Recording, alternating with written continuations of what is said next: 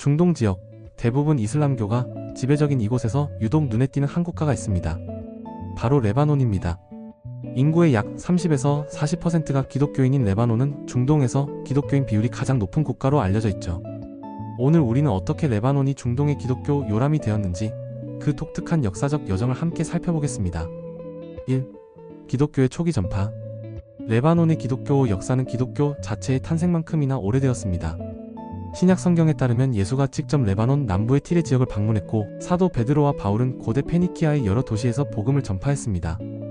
초기 기독교의 중요한 중심지였던 안디옥 총대 주교자의 영향 아래 레바논 지역은 일찍부터 기독교 공동체가 형성되었습니다. 로마 제국이 기독교를 공인하기 훨씬 이전부터 이 지역에는 이미 강한 기독교 전통이 자리잡고 있었던 겁니다. 레바논 기독교 역사에서 가장 중요한 전환점은 4세기 말에서 5세기 초에 활동한 성 마론과 관련이 있습니다. 시리아의 은둔 수도자였던 성 마론의 추종자들은 그의 가르침을 따라 공동체를 형성했고 이것이 오늘날 레바논의 주요 기독교 교파인 마론파 교회의 시작이 되었습니다. 2. 마론파의 형성과 생존. 7세기에 이슬람이 중동 지역에 급속히 확산되던 시기 마론파 기독교인들은 생존을 위한 중요한 결정을 내립니다. 그들은 시리아의 오론테스 계곡에서 레바논의 험준한 산악 지역으로 이주했습니다. 레바논 산악 지역의 지리적 특성은 마론파 기독교인들에게 천혜의 보호막이 되어주었습니다. 고립된 계곡과 가파른 절벽으로 둘러싸인 이곳에서 그들은 외부 세력의 간섭을 최소화하며 자신들의 신앙과 문화를 보존할 수 있었습니다. 이슬람 제국들이 주변 지역을 지배했지만 레바논 산맥의 기독교인들은 상대적 자치권을 유지할 수 있었던 것이죠. 11세기에 십자군이 중동에 도착했을 때 마론파 기독교인들은 같은 신앙을 가진 서방 세력을 환영했습니다. 1182년 마론파는 로마 가톨릭 교회와의 연합을 선언했는데 이는 서방 세계와의 유대를 강화하고 추가적인 보호를 확보하는 전략적 결정이었습니다. 그러나 마론파는 로마 교황청과 연합하면서도 자신들의 고유한 전례와 관습을 유지하는 독특한 균형을 이루었습니다. 3. 오스만 제국 시대와 근대 레바논의 형성. 16세기부터 20세기 초까지 오스만 제국은 레바논을 포함한 중동 대부분을 지배했습니다. 이 시기에도 레바논 산악 지역의 마론파와 드루즈 공동체는 상당한 자치권을 누렸습니다. 오스만 제국의 밀렛제도 하에서 종교 공동체들은 자체 법률과 관습에 따라 내부 문제를 처리할 권한을 가졌습니다. 19세기에는 종파 간 긴장이 고조되어 여러 차례 충돌이 발생했습니다.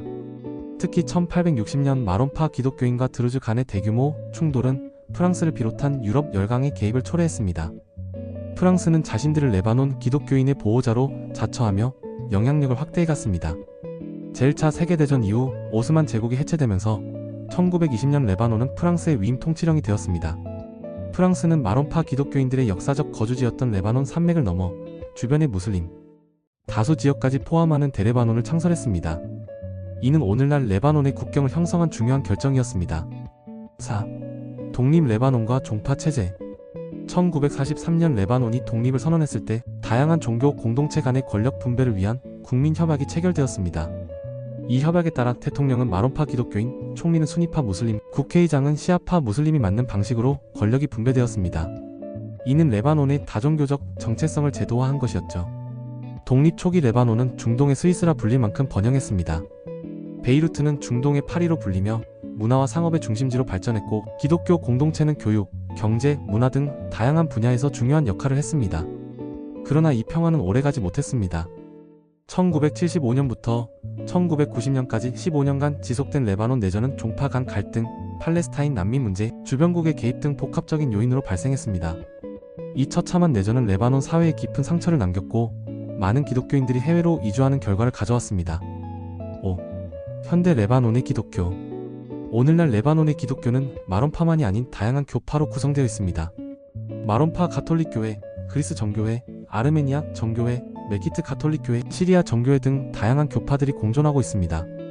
특히 아르메니아 정교회는 1915년 아르메니아 대학살 당시 레바논으로 피신한 아르메니아인들에 의해 강한 공동체를 형성했습니다. 현재 레바논의 기독교인 비율은 약 30에서 40%로 추정됩니다. 정확한 숫자는 논쟁의 여지가 있는데 레바논에서는 1932년 이후 공식적인 인구 조사가 실시되지 않았기 때문입니다.